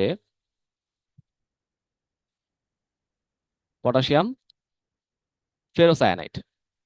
ওকে, পটাশিয়াম ফেরোসায়ানাইড, এখানে অবশ্যই আয়রনের জারণ মান কত হবে, 2+, এটা দিয়ে মনে রাখতে পারো। এখন এটা কি করে, এটা হচ্ছে মেনলি নিশ্চিতকরণের পরীক্ষাগুলো করে, কারণ এখানে আমি যাই দেবো না কেন, সবাই হচ্ছে ভিন্ন ভিন্ন কালার হচ্ছে আমাকে বের করে দিবে, তাই তো? এটা হচ্ছে আমাদের বিষয়টা। কি কি পাবো, প্রথম হচ্ছে আমাদের কপার আয়ন। হ্যাঁ, ধরো হচ্ছে কপার সালফাইডের দ্রবণ, তারা হচ্ছে বিক্রিয়া করার মাধ্যমে এখানে লালচে বাদামি অদক্ষেপ তৈরি করবে। ওকে, লালচে বাদামি অদক্ষেপ তৈরি করি, অদক্ষেপটা মেনলি হচ্ছে কপার ফেরোসায়ানাইডের পরে। ঠিক আছে, আমরা জাস্ট কালারটা পড়লাম, আমি তোমাকে সংকেতটা কি লিখে দিব, সংকেত তোমরা দেখে নিও, ঠিক আছে। তারপর ধরো হচ্ছে আমাদের এখানে ফেরাস আয়ন, এই বিক্রিয়া করার মাধ্যমে তৈরি করবে হচ্ছে হালকা হালকা নীল বর্ণের অদক্ষেপ। তারপর হচ্ছে আমাদের ফেরিক আয়ন, ও বিক্রিয়া করার মাধ্যমে তৈরি করা হচ্ছে গাঢ় নীল বর্ণের অদক্ষেপ। এবং লাস্টে হচ্ছে আমাদের জিঙ্ক আয়ন, জিঙ্ক হচ্ছে বিক্রিয়া করে তৈরি করে সাদা কালারের অদক্ষেপ, হ্যাঁ, জিঙ্ক ফেরোসায়ানাইড তৈরি হয়। বুঝতে পারলাম। আচ্ছা, কোন যৌগ, কোন অদক্ষেপগুলো পরে সেই যৌগগুলোর সংকেত তোমাকে জানতে হবে। তো এরপর আসা হচ্ছে, আমি যদি ফেরোসায়ানাইড না নিয়ে ফেরিসায়ানাইড নিতাম, তাহলে সেটা সংকেত কি, Fe(Cn)6। ওকে, এখানে এফ এর জারণ মান হচ্ছে 3+, ফেরিক থেকে ফেরি। ওকে। আচ্ছা, এটার সাথে শুধুমাত্র দুইটা আয়ন বিক্রিয়া করে, একটা হচ্ছে আমাদের ফেরাস আয়ন আর একটা হচ্ছে ফেরিক আয়ন। ওকে, ফেরাস আয়ন বিক্রিয়া করে তৈরি করবে হচ্ছে গাঢ় নীল বর্ণের অদক্ষেপ, গাঢ় নীল বর্ণের অদক্ষেপ। আর ফেরিক আয়ন বিক্রিয়া করে তৈরি করে হচ্ছে বাদামি বর্ণের অদক্ষেপ। ওকে ভাই, বুঝতে পারলাম, আশা করি এটা তোমাদের ক্লিয়ার হইলো। আচ্ছা, এরপর আসা হচ্ছে আমাদের, তুমি বলতে পারো হচ্ছে অ্যামোনিয়াম থায়োসায়ানেট, অ্যামোনিয়াম থায়োসায়ানেট। এটার সাথে কিন্তু আমাদের ফেরাস এবং ফেরিক দুইটাই বিক্রিয়া করবে। ওকে, সো এই বিক্রিয়া কি এই বিক্রিয়া আসলে কি তৈরি হয় আমরা যদি ওটা দেখতে চাই, তাহলে এটার সাথে হচ্ছে ফেরাস এবং ফেরিক বিক্রিয়া করে। ফেরাস বিক্রিয়া করে তৈরি করা হচ্ছে ফেরাস থায়োসায়ানেট, FeCNS। এটা হচ্ছে একটা বর্ণহীন দ্রবণ তৈরি করে। আর ফেরিক আয়ন বিক্রিয়া করে তৈরি করা হচ্ছে ফেরিক থায়োসায়ানেট। এটা তৈরি করবে হচ্ছে রক্তবর্ণ, রক্তের মতো লাল বর্ণ তৈরি করবে। সো এটা দেখে কিন্তু আমরা চাইলে আলাদা করতে পারি। সো এইগুলো হচ্ছে আমাদের মাল্টিপল আয়নের জন্য যে বিকারকগুলো আছে সেগুলো আমরা দেখলাম। এছাড়াও আমাদের সিঙ্গেল আয়নের জন্য কিন্তু কিছু বিকারক আছে, সেগুলো আমাদের একটু কষ্ট করে পড়তে হবে। যেমন ধরো আমি যদি প্রথমে বলি, সেটা হচ্ছে অ্যামোনিয়াম অক্সালেট। অ্যামোনিয়াম অক্সালেট, এটা দিয়ে আমি কি শনাক্তকরণ করতে পারি? এটা দিয়ে মেনলি হচ্ছে আমরা ক্যালসিয়াম আয়ন শনাক্তকরণ করতে পারি। ক্যালসিয়াম আয়ন এটার সাথে বিক্রিয়া করে কি তৈরি করে? সাদা বর্ণের ক্যালসিয়াম অক্সালেটের পদক্ষেপ তৈরি করবে। ওকে, তার মানে এটা দিয়ে আমি ক্যালসিয়ামটা শনাক্তকরণ করতে পারবো। ঠিক আছে, তারপর কি আছে আমাদের? পটাশিয়াম পাইরো অ্যান্টিমোনেট, এই K2H2SB2O7। এটা হচ্ছে সোডিয়াম আয়ন শনাক্তকরণে ব্যবহার করা হয়। এখানে আমাদের সাদা বর্ণের পদক্ষেপ পড়বে। তাহলে এখানে কেন সাদা বর্ণের পদক্ষেপ পড়ে? সোডিয়াম পাইরো অ্যান্টিমোনেটের জন্য। বুঝতে পারলাম? আচ্ছা, তা এগুলো হচ্ছে আমাদের বিষয়টা। এরপর আসলে কি আমাদের নেসলার দ্রবণ। ওকে, সো নেসলার দ্রবণটা আমি এখানে দেখাই। নেসলার দ্রবণের মাধ্যমে শনাক্তকরণ। তো নেসলার দ্রবণটা কি ভাইয়া? এটা দিয়ে আমরা বুঝি হচ্ছে ক্ষার মিশ্রিত, সেটা সোডিয়াম বা পটাশিয়াম হাইড্রোক্সাইড হইতে পারে, ক্ষার মিশ্রিত পটাশিয়াম টেট্রা আয়োডো মার্কিউরেটের দ্রবণ। তাহলে কি বললাম? ক্ষার মিশ্রিত পটাশিয়াম টেট্রা আয়োডো মার্কিউরেটের দ্রবণ হচ্ছে নেসলার দ্রবণ। এটা দিয়ে আমি কি শনাক্তকরণ করতে পারি? কোন আয়নটা? অ্যামোনিয়াম আয়নটা। এটা পরীক্ষার জন্য খুবই খুবই ইম্পর্ট্যান্ট। ওকে, সো অ্যামোনিয়াম আয়নটা কি করবে? প্রথম হচ্ছে এই ক্ষারীয় উপাদানের সাথে বিক্রিয়া করে। এই সোডিয়াম হাইড্রোক্সাইড বা তুমি এখানে পটাশিয়াম হাইড্রোক্সাইড চিন্তা করো, এটার সাথে বিক্রিয়া সে হচ্ছে প্রাইমারিলি অ্যামোনিয়া গ্যাস তৈরি করে। আরো কিছু বাই প্রোডাক্ট তৈরি হয়, সেটা তোমরা দেখে নিবা। এই অ্যামোনিয়া কি করে? এইটা হচ্ছে আমাদের এই মূল উপাদানের সাথে টেট্রাআয়োডোমারকিউরেট, তার সাথে বিক্রিয়া করবে। বিক্রিয়া করে তৈরি করে হচ্ছে NH2HG2I3। ওকে, অ্যামিনো মার্কিউরিক আয়োডাইড। এবং এইটা হচ্ছে আলটিমেটলি বাদামি বর্ণের অদক্ষেপ তৈরি করবে। তার মানে নেসলা দ্রবণ ব্যবহার করার পর আমাদের অ্যামিনো মার্কিউরিক আয়োডাইডের বাদামি বর্ণের অদক্ষেপ পড়লে আমরা বুঝতে পারবো এখানে কি আছে? অ্যামোনিয়াম ক্যাটায়ন আছে। ওকে, আশা করি ভাই তোমরা বিষয়টা ক্লিয়ার হইতে পারছো। এবার আসলে হচ্ছে আমাদের অম্লীয় মূলকগুলো, অর্থাৎ অ্যানায়ন। সো অ্যানায়ন অ্যানায়ন শনাক্তকরণের বিক্রিয়াগুলো খুবই ইজি, কারণ প্রথমে হচ্ছে আমাদের কি থাকবে? ক্লোরাইড আয়নের শনাক্তকরণটা দেখবো। সেটা করা হয় মেনলি সিলভার নাইট্রেট দ্রবণ দ্বারা। সো সিলভার নাইট্রেট দ্রবণ দ্বারা যদি আমি ক্লোরাইড লবণের সাথে তার বিক্রিয়া করাই, তাহলে কি হবে? তার সাথে এই সিলভার নাইট্রেট দ্রবণ বিক্রিয়া করে প্রথমে তৈরি করবে হচ্ছে সিলভার ক্লোরাইডের অদক্ষেপ। এটা হচ্ছে সাদা বর্ণের অদক্ষেপ তৈরি করে। রাইট, শেষ। এটা আর কি, তেমন কিছু লাগবে না। এরপর আসা হচ্ছে আমাদের বেরিয়াম নাইট্রেট। বেরিয়াম নাইট্রেট দ্বারা আমরা হচ্ছে দুইটা মূলক শনাক্তকরণ করতে পারি। ওকে, একটা হচ্ছে সালফেট আর একটা হচ্ছে কার্বনেট। এখন একটু খেয়াল করে দেখো, এই বেরিয়াম নাইট্রেট সালফেটের সাথে বিক্রিয়া করে তৈরি করে হচ্ছে সাদা বর্ণের অদক্ষেপ। এখানে মিলি তৈরি হবে বেরিয়াম সালফেট। আবার কার্বনেটের সাথে বিক্রিয়া করে এটা কিন্তু সাদা বর্ণের অদক্ষেপ তৈরি করে বেরিয়াম কার্বনেট। রাইট, তাহলে এখন বিষয় হচ্ছে দুইটাই তো সাদা হয়ে গেল, তাহলে আমি কেমনে বুঝবো এটা কি সালফেট নাকি কার্বনেট? তার জন্য এখানে আমরা আরেকটা বিকারক অ্যাড করি, সেটা হচ্ছে গাঢ় HCl। ওকে, তো দেখা যায় গাঢ় HCl হচ্ছে বেরিয়াম সালফেটের সাথে এই সাদা পদক্ষেপের সাথে বিক্রিয়া করে না, যার ফলে এই সাদা পদক্ষেপ কিন্তু তুমি বলতে পারো যে দ্রবীভূত হয় না বা কোনো পরিবর্তন হয় না। বাট এই HCl কিন্তু বেরিয়াম কার্বনেটের সাথে বিক্রিয়া করে সুন্দর মতো বেরিয়াম ক্লোরাইড, ওকে, বেরিয়াম ক্লোরাইড, কার্বন ডাইঅক্সাইড এবং পানি তৈরি করবে। পানি তৈরি করে। তাহলে দেখো আমাদের কার্বন ডাইঅক্সাইড তৈরি হলো, এটা কিন্তু একটা গ্যাসীয় পদার্থ। তার মানে এখানে আমি কি পাবো? বুদবুদ দেখতে পারবো। তো যেখানে আমি বুদবুদ পাবো, সেটা কি হবে? সেটা নিশ্চয়ই আমাদের কার্বনেট হয়ে যাবে। ঠিক আছে, কারণ সেখানে কার্বন ডাইঅক্সাইড তৈরি হচ্ছে। ওকে, তাহলে এইভাবে কিন্তু আমরা চাইলে অ্যানায়নগুলোকে শনাক্তকরণ করতে পারি। আচ্ছা, তো এখন যদি আমরা এই প্রশ্নগুলো দেখি, দেখো অলরেডি কিন্তু আমরা প্রশ্নগুলো বুঝতেই পারবো কি বলা হয়েছে। যে জিঙ্ক, ফেরাস এবং ফেরিক, এদের জলীয় দ্রবণকে শনাক্তকারী বিকারকের নাম সহ উম, শনাক্তকারী বিকারকের নাম লিখো এবং বিক্রিয়া সমূহ উল্লেখ করো। এখন আমরা জিঙ্কের জন্য কি কি দেখছিলাম? জিঙ্কের জন্য আমরা দেখছিলাম দুইটা। প্রথমে আমরা যেটা দেখছিলাম সেটা হচ্ছে অ্যামোনিয়াম হাইড্রোক্সাইড, তাই না? এটার মাধ্যমে আমাদের তৈরি হতো সাদা বর্ণের অদক্ষেপ, তাই না? এটা কিন্তু আমরা দেখে ফেলছি, সো আমি এটা বারবার এক্সপ্লেন করতেছি না। আর এটা হচ্ছে আমাদের ফেরিসায়ানাইড, তাই না? সরি, ফেরোসায়ানাইড হবে। হ্যাঁ। আরেকটা আমরা দেখছিলাম পটাশিয়াম ফেরোসায়ানাইড, K4Fe(CN6), তাই না? এটার কারণে কিন্তু কি হয়? সাদা অদক্ষেপ তৈরি হয়। এগুলো কিন্তু আমরা অলরেডি দেখে ফেলছি। ফেরাসের জন্য কি দেখছিলাম? চারটা দেখছিলাম, তাই তো? প্রথমে আমরা কি দেখছিলাম? যে NH4OH, এটা দ্বারা তৈরি হবে আমাদের সবুজ বর্ণের ফেরাস সালফেট অদক্ষেপ। আর হচ্ছে পটাশিয়াম ফেরোসায়ানাইড, এটা দ্বারা তৈরি হবে হচ্ছে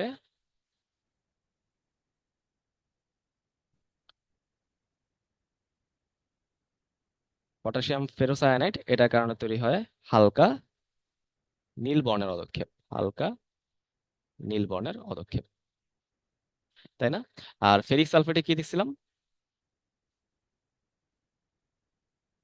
ওর জন্য অ্যামোনিয়াম হাইড্রোক্সাইড অ্যাড করলে এখানে তৈরি হবে ফেরিক সালফেটের বাদামি বর্ণের দ্রবণ, এবং পটাশিয়াম ফেরোসায়ানাইড অ্যাড করলে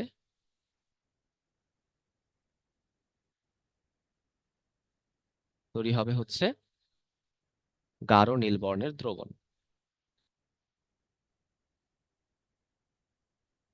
ওকে ভাইয়া, বিষয়টা কি বুঝতে পারলাম? আচ্ছা, গেল। তাহলে এখানে আমরা কোন বিকারকটা অ্যাড করব?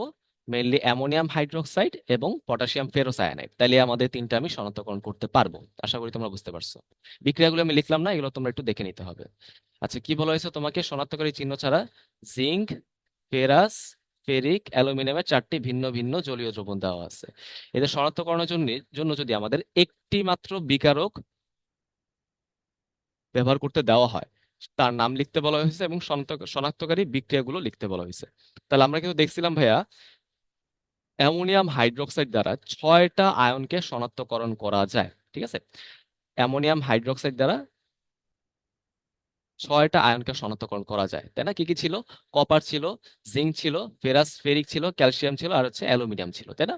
রাইট। সো এখানে আমরা যে রিয়াকশন গুলো পাবো, সেই রিয়াকশন গুলো হচ্ছে এখানে লিখতে হবে। এর মধ্যে আমরা আলটিমেটলি সবগুলো কিন্তু পড়েই ফেলছি, তাই না? সবগুলো কিন্তু পড়েই ফেলছি, সো আমরা এগুলো আর রিপিট করতেছি না। আশা করি তোমরা একটু দায়িত্ববোধ থেকে বিক্রিয়াগুলো তোমাদের বই থেকে পড়ে নিবা। হ্যাঁ, যতটুকু দরকার বোঝানোর পার্ট, সেটা কিন্তু আমি অলরেডি এক্সপ্লেন করে দিচ্ছি। আচ্ছা, এবার কি আছে দেখো, যে কপার 2+ এবং জিঙ্ক 2+ এর নিশ্চিত যে পরীক্ষা, তাই তো? শনাক্তকরণের নিশ্চিত পরীক্ষাটি লেখো। এখন নিশ্চিতকরণের জন্য আমি কোন বিকারকটা ব্যবহার করতে বলছিলাম ভাইয়া? পটাশিয়াম পেরোসায়ানেট, সরি, পটাশিয়াম পেরোসায়ানাইট, তাই না? এটা কিন্তু আমরা ব্যবহার করতে বলছিলাম, তাই না? এটা ব্যবহার করার মাধ্যমে কি দিবে বলো তো? অলরেডি আলোচনা করে ফেলছি যে কপার 2+ ও বিক্রিয়া করে তৈরি করে হচ্ছে লালচে বাদামি বর্ণের অধক্ষেপ, এবং জিঙ্ক তো দেখলাম, জিঙ্ক হচ্ছে বিক্রিয়া করার মাধ্যমে তৈরি করে সাদা বর্ণের অধক্ষেপ। হ্যাঁ, সাদা বর্ণের জিঙ্ক ফেরোসায়ানাইড। আচ্ছা, এরপর কি আছে দেখো, এখানে একটা এমসিকিউ আছে আমাদের অ্যানায়ন থেকে। যদি আমরা বেরিয়াম নাইট্রেটের দ্রবণ থেকে কিছু ফিউ ড্রপস যদি আমরা একটি টেস্ট টিউবে অ্যাড করি, এবং তার মধ্যে কি আছে? এবি মলিকিউল আছে, হ্যাঁ, এবি অণু আছে কি, তাহলে এখানে কি হচ্ছে? যে সাদা কালার একটা অদক্ষেপ তৈরি করে, তাই না? আমরা জানি যে বেরিয়াম নাইট্রেট দ্বারা আমি কাদের কাদের বিক্রিয়া করতে পারি? আইদার সালফেট অর কার্বনেট, তাই তো? সালফেট অথবা কার্বনেট এই দুটা কিন্তু আমরা বিক্রিয়া করাতে পারি। তার মানে হয় এটা হবে কি সালফেট অথবা এটা হবে কার্বনেট। দুটোই তো সাদা কালার পদক্ষেপ তৈরি করে। তাহলে আমি কিভাবে বুঝবো কোনটা হবে? নিশ্চয়ই এখানে আমাদের HCl অ্যাড করার বিষয় আছে, তাই না? দেখো যদি আমরা এখানে হট ডাইলিউট HCl অ্যাড করি তাহলে কি হবে? ইট রিমেন্স ইনসলিউবল। ঠিক আছে, ইট রিমেন্স হচ্ছে ইনসলিউবল। তাহলে আমাদের অদক্ষেপটা কিন্তু দ্রবীভূত অবস্থায় থেকে যায়, যেটা কিন্তু আমরা এখানে পড়ছিলাম। যদি আমরা এই সালফেটের মধ্যে HCl চালনা করি সেটা কিন্তু কোনো রকমের কোনো বিক্রিয়া দেয় না, তার মানে এখানে সাদা বর্ণের অদক্ষেপটা এখানে সাদাই থেকে যাবে। রাইট, তার মানে এখানে উত্তরটা কি হবে? সালফেট হবে। ওকে, কিন্তু কার্বনেট কিন্তু এই বিক্রিয়াটা করে ফেলছিল, তাই না? কার্বন ডাই অক্সাইড তৈরি করতেছিল। এগুলো কিন্তু আমরা অলরেডি দেখে ফেলছি, তাহলে এখানে উত্তর হচ্ছে সালফেট। সো ভাই এই লেকচারটা এই পর্যন্তই ছিল। আমি চেষ্টা করছি ভাই সবকিছুকে একদম ইজি ওয়ার্ডে ব্যাখ্যা করে দেওয়ার জন্য। তাও যদি কারো কোনো ডাউট থাকে অবশ্যই আমাকে বলবা। সবাই ভালো থাকো। আসসালামু আলাইকুম।